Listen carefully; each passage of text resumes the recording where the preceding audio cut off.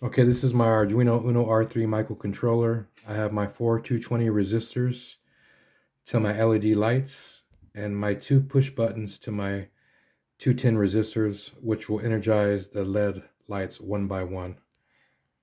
Here we go.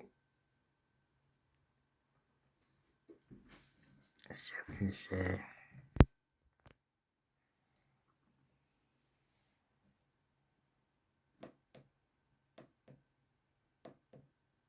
We'll go from this side.